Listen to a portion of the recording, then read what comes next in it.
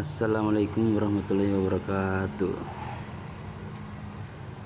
Ya teman-teman, pada kesempatan kali ini saya akan membagikan pengalaman saya ketika tiba-tiba ada nomor misterius yang masuk dan mengatakan bahwa ada keluarga saya yang ditilang. Tapi di sini saya cuma berbagi kepada teman-teman agar tidak mengalami hal serupa. Kejadian ini terjadi di Papua Barat ya, dan pelaku bertempat tinggal beralamat dalam modusnya ini dia di Jayapura, Provinsi Papua. Oke, langsung saja kita cek chat-chatnya. Pada saat itu sudah jam 12 lewat, tiba-tiba ada chat masuk di nomor WA saya. Memang nomor ini dipakai istri saya juga untuk jualan online ya. Jadi saya curiganya pelaku ini mendapat nomor WA ini dari jual beli online di Papua Barat yang saya masuki tersebut. Oke, langsung saja pada malam itu dia langsung chat tiba-tiba begini. Dia bilangnya, "Selamat malam Ibu." Karena malam itu saya yang pegang HP dan saya lagi main Free Fire, game FF lah. Jadi saya langsung balas, saya posisikan diri seolah saya ini istri saya ya, perempuan. Jadi seolah biar dia mungkin gampang menipunya begitu. Oke, langsung saja saat itu saya langsung balas, saya bilang, "Iya malam, maaf ini dengan siapa Saya pakai dialek Papua ya, karena saya tinggalnya di sini." Lalu pelaku bilang, "Maaf, ini kami dari Polres Jayapura, mau informasi ada keluarganya Ibu di sini. Semalam kita ada razia kendaraan. Dia kedapatan bawa motor tanpa surat-surat." Nah, di sini saya curiga karena kami tidak punya keluarga di Jayapura.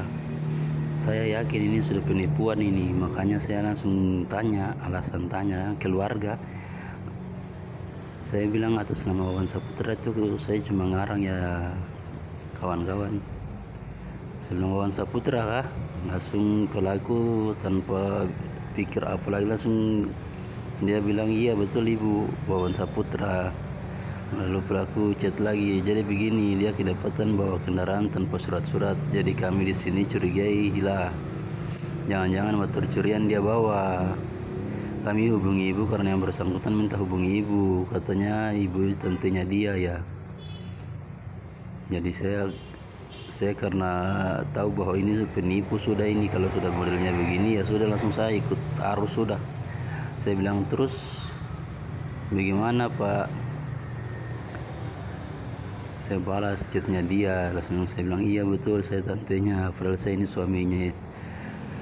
Saya ini laki-laki ya, mana ada laki-laki tante." Jadi dia bilang lagi, "Jadi begini Bu, daripada yang bersangkutan kita tahan di sini, sempat Ibu mau bantu dia untuk uang penangguhan dulu, biar dia tidak usah kami tahan," katanya. Dari situ kan sudah kentara kalau pelaku ini ya pelaku penipuan. Terus dia bilang lagi, karena dia sudah tahu saya ini perempuan, saya sebagai perempuan, makanya dia bilang, "Tapi Ibu jangan bilang siapa-siapa dulu. Masalahnya ini termasuk masalah ini termasuk, maksudnya jangan bilang ke siapa-siapa dulu masalah ini, termasuk suami atau saudara-saudara Ibu di situ." Dia ingin pastikan supaya korban yang sebagai perempuan ini bisa dia berdaya sampai kirim uang begitu kayak sekiranya ya teman-teman. Terus dia pastikan lagi, dia tanya, "Di situ Ibu sendirian toh?" Ya. Jadi karena saya ikut arus, saya juga pura-pura, saya bilang, "Aduh kasihan Pak, jangan ditahan. Dia itu anak yatim piatu, ke Jayapura juga merantau sendiri." Padahal keluarga tidak ada di Jayapura. Terakhir yang ke Jayapura itu cuma kakak saya ya, cuma sekarang sudah balik dia ke Makassar bersama suaminya. Sedangkan di Jayapura tidak ada sepupu apalagi keponakan. Oke lanjut, langsung saya bilang, "Iya Pak, saya asal jangan tahan dia." Lalu pelakunya chat lagi bilang, iya kami tidak akan tahan asal ibu bisa kirim uang penangguhan penahanan ya. Jadi saya chat lagi, saya balasin di atasnya, saya bilang iya saya sendiri saja pak, jangan tahan ponakan saya pak, jangan tahan ini ya, maaf ini tipu teman-teman. Langsung pelaku bilang iya bu, iya bu, makanya kami di sini mau bantu. Ibu kira-kira bersedia kirim dananya tidak? Lanjut pelaku. Jadi saya bilang saya di sini sok-sokan sedih emotikonnya. Lalu saya tanya lagi, berapa kira-kira pak? Saya di sini cuma penjual sayur keliling, jangan mahal-mahal pak. penjual sayur keliling, padahal saya ini jualan online dan kerja. Maaf ya, untuk penjual sayur keliling profesinya saya pakai untuk mengerjain penipu ini. Lalu penipunya bilang begini bu, kan dari Polres atasan saya sudah tahu toh, jadi ibu kalau bisa kirim 25 juta bu, karena kalau tidak dia bisa kita tahan minimal 5 tahun penjara. Dia coba untuk mengancam saya, menekan saya lah, dengan menakuti bahwa keponakan fiktif saya itu akan ditahan 5 tahun penjara. Lalu saya balas lagi, aduh pak, dapat dari mana bang begitu, jualan saja kadang pas buat makan. Saya coba untuk memelas lah, minta belas kasihannya.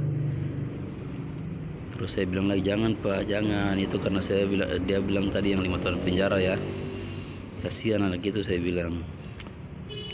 Terus dia balas lagi, jadi ibu kira-kira bisa berapa? Yang bersangkutan bilang, ibu penjual yang main besar di situ, pastikan ibu pakai ATM ya kan, makanya ibu usahakan dan jangan sampai ada yang tahu masalah ini. Dia pastikan lagi, dia kembali lagi teman-teman, dia pastikan jangan sampai korban memberitahu siapapun di sekelilingnya, keluarga ataupun pokoknya orang terdekatnya lah, supaya rencananya berjalan mulus dan korban yang tidak tahu apa-apa bisa ditipu dan mentransfer uang minimal berapalah yang bisa ditransfer oleh korban. Jadi untuk teman-teman kalau ada beginian, lain kali langsung kasih tahu keluarganya, jangan ikut perintah pelaku.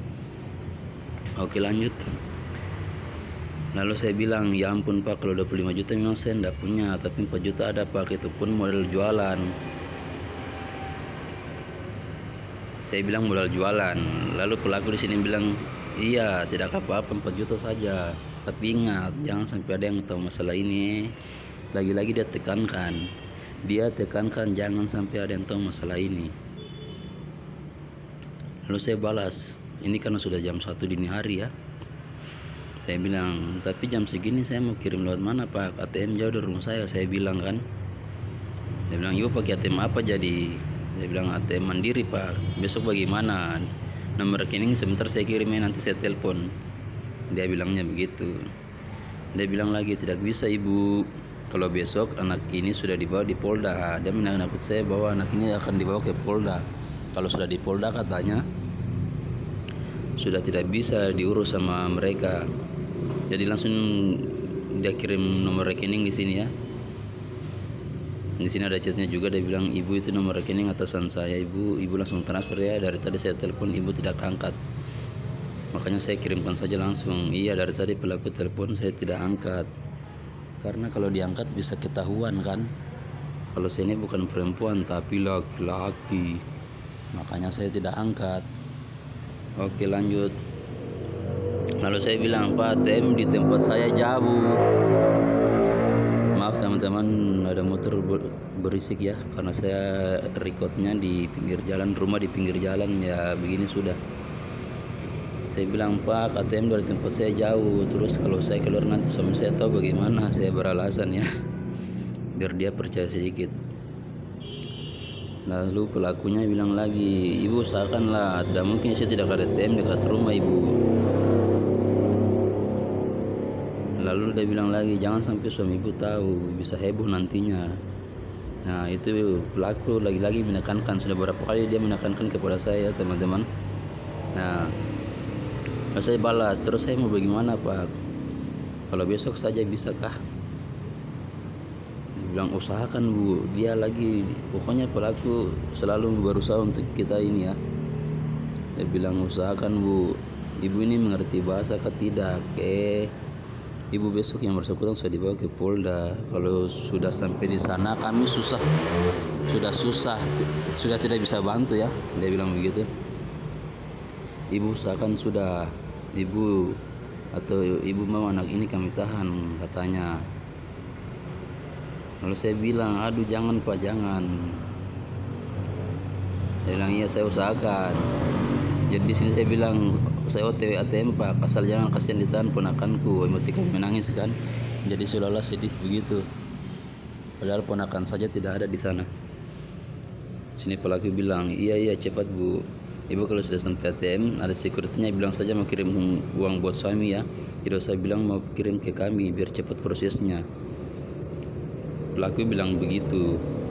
Supaya dari situ kan sudah kentara kalau pelaku ini pelaku penipuan kan, tidak mau ditahu sama security ATM, security bank maksudnya yang ini. Makanya dia bilangnya begitu kan.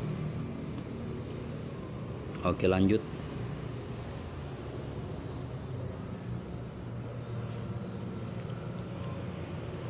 Satu menit kemudian dia bilang lagi, ibu sudah jalan ke ATM kan? Nah, di sini saya belum balas. Jadi seolah-olah saya ini di jalan mau ke ATM. Setelah 4 menit kemudian saya kirim foto ini, saya comot saja di Google kan, jalannya begini, terus ada mobil truk begini. Langsung saya bilang, ini saya OTW ATM Pak. Lalu pelaku balas, ibu serius jangan bilang ada begini, ibu mau ponakan ibu kami tahan. Dia bilang begitu. Saya sudah tidak gubris. Saya bilang, lalu dia chat terus, ibu ponakan ibu akan kami tahan saja di Polres Jayapura. Dia bilang begitu. Saya kemudian chat, tiba-tiba saya chat dia karena saya sudah jengkel lah, sudah malas untuk meladeni penipu ini. Saya bilang, ini pakai dialek Papua ya.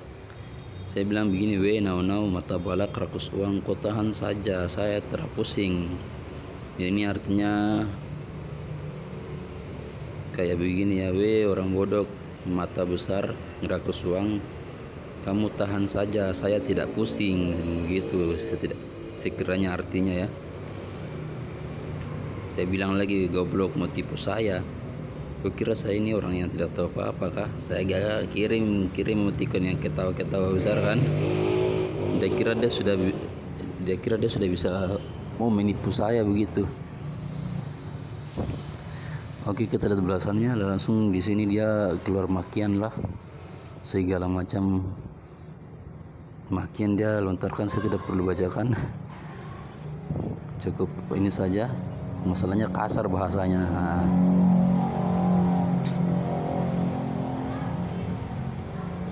Di sini saya cuma balas ketawa dan saya bilang ganas itu maksudnya kan emosi toh, jengkel toh, begitu maksudnya teman-teman. Saya kasihan dulu. Lalu dia memblokir saya dan saya memblokir dia juga.